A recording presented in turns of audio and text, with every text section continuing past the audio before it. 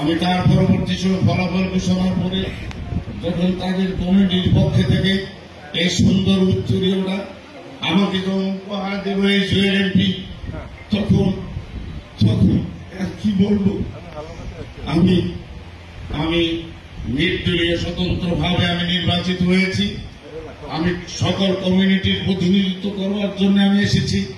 সকলের দুঃখ বেদনা নিয়ে পরামর্শ নিয়ে আমি পরিষদ পরিচালনা করার জন্য আমি চেষ্টা করব। কারো লোভে প্রলোভনে, কারো নির্দেশে, কারো চক্ষু রান্নানির মধ্য দিয়ে আমার পরিষদ চলবে না। ইনশাআল্লাহ পরিষদ চলবে।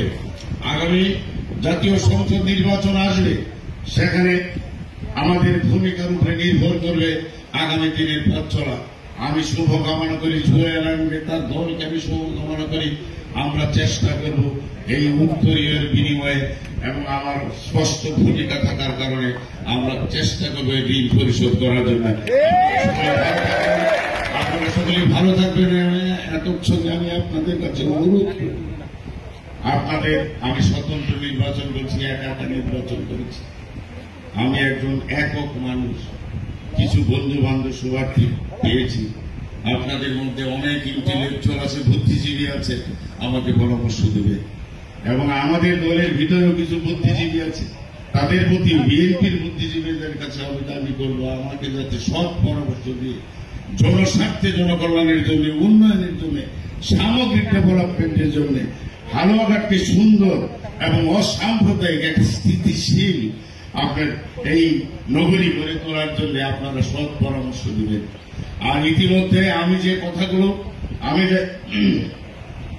নির্বাচনকালীন সময় আমি বলেছি, অনেক বিতর্কিত হয়েছি। আমি বলেছি এই সীমান্তবর্তী এলাকার মানুষ, যারা গরিব আশাহত মানুষ, যারা পাহাড় করে, পাহাড় বিএসএফ এর প্রত্যেক বছরই এরা গুলি খায়। যে সময় আমরা লাশের উপহার পাই না, তখন কিন্তু আমরা হাতিরা অনেক সময় ফসল ক্ষতি করে, হাতিরা পাড়ায় কিন্তু মানুষ মানে এই এলাকার মানুষ সে দিকে কোনদিন প্রমোদ মানকিন চায় নাই, আলিয়াদগর চায় নাই, কুদ্দত মরল প্রিন্সিপাল ভাই চায় নাই। আর সময়ের বিবর্তনে, লিডারশিপ পরিবর্তন হওয়ার মধ্য দিয়ে এক প্রকার সিন্ডিকেট করে এই এলাকার ব্যবসায়ী, প্রান্তিক ব্যবসায়ীরা, খুদে ব্যবসায়ীদের কাছ থেকে যে অবৈধভাবে চিনির চাঁদা আদায় করছে।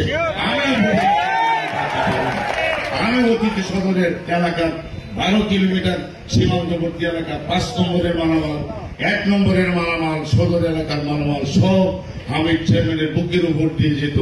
আমি যদি সেদিন 5 টাকা 10 টাকা করে চাঁদা উঠাইতাম, তো নিশ্চয়ই আমি হামিদ চেয়ারম্যান অনেক আগে 90 দশকে আমি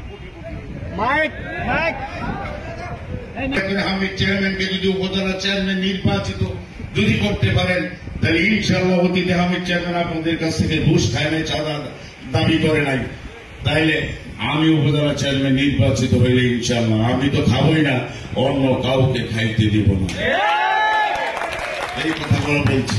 আস্তে আস্তে নির্বাচন যখন ট্রেজারি বেঞ্চের সাথে হয়ে গেল, আর হালুয়াঘাটের মানুষও আমার পক্ষ অবলম্বন করে শেষ পর্যন্ত এই গরিব মানুষের পক্ষে আপনারা সিদ্ধান্ত নিয়েছেন। আপনাদের কাছে আমি অনুরোধ করি, আপনারা আমাকে সৎ পরামর্শ দিবেন।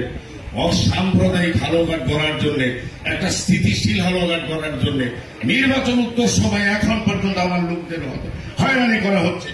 এখন পর্যন্ত সাকই এলাকায় অনেক মানুষকে মারপিট করা হচ্ছে, হুমকি দেওয়া হচ্ছে।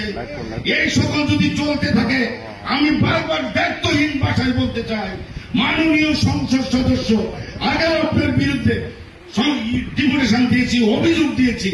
পরবর্তী পরিস্থিতি যদি কলঙ্কজনক হয়, রক্তারক্তি হয়, এই জনপদ যদি অস্থিতিশীল হয়ে যায়, সমস্ত দায়ভার এই নতুন এমপিকে নিতে হবে। বন্ধুরা, সকলের শুভকামনা করি। আপনারা সকলেই সকল দলমত নির্বিশেষে আমাকে সহযোগিতা করুন।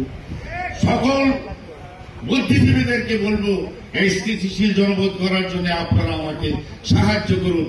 পরিষদ তার নিজস্ব গতিতে চলবে। সম্মানিত পরিষদের অনেক সদস্যরা এখানে উপস্থিত আছেন, তাদেরকে আপনারা অনুরোধ করে দিবেন। তারাও যেহেতু অনেকে বিপরীত মেরুতে আছে, আমি স্বতন্ত্র মানুষ, তারাও তো আমাকে বিমুখ করতে পারে।